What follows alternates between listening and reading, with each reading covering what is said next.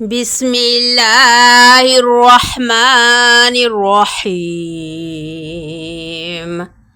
هل أتى على الإنسان حين من الدهر لم يكن شيئا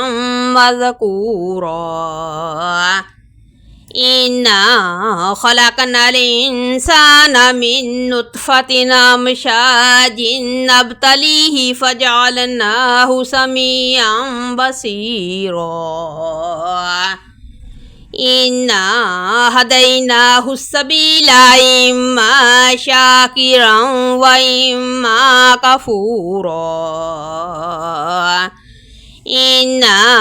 أعتدنا للكافرين سلاسل وأغلالا وسعيرا إن الأبرار يشربون من كأس كان مزاجها كافورا عينا يشرب بها عباد الله يفجرونها تفجيرا يوفون بالنذر ويخافون يوما كان شره مستطيرا ويطعمون الطعام على حبه مسكينا ويتيما واسيرا إنما نطعمكم لوجه الله لا نريد منكم جزاء ولا شكورا إنا نخاف من ربنا يوما عبوسا قمطريرا فوقاهم الله شر ذلك اليوم ولقاهم نضرة وسرورا وجزاهم بما صبروا جنة وحريرا متكئين فيها على الأرائك لا يرون فيها شمسا ولا زمهريرا ودانية عليهم ظلالها وذللت قطوفها تذليلا ويطاف عليهم بآنية من فضة وأكواب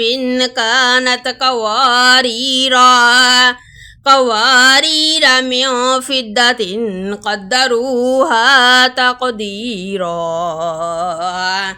ويسقون فيها كأسا كان مزاجها زنجبيلا عينا فيها تسمى سلسبيلا ويطوف عليهم ولدان مخلدون إذا رأيتهم حسبتهم لؤلؤا منثورا وإذا رأيت ثم رأيت نعيما وملكا كبيرا عاليهم ثياب سندس خضر واستبرق وحلوا وساور من فضة وسقاهم ربهم شرابا طهورا إن هذا كان لكم جزاء وكان سعيكم مشكورا إنا نحن نزلنا عليك القرآن تنزيلا فاصبر لحكم ربك ولا تطع منهم آثما أو كفورا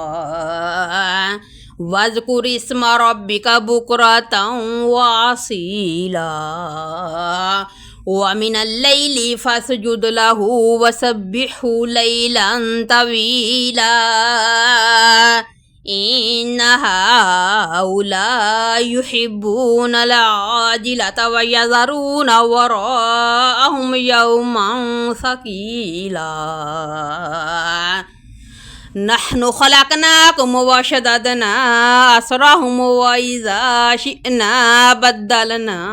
أمثالهم تبديلا هذه تذكرة فمن شاء اتخذ إلى ربه سبيلا وما تشاءون إلا أن يشاء الله إن الله كان عليما حكيما يدخل من يشاء في رحمته والظالمين أعد لهم عذابا أليما.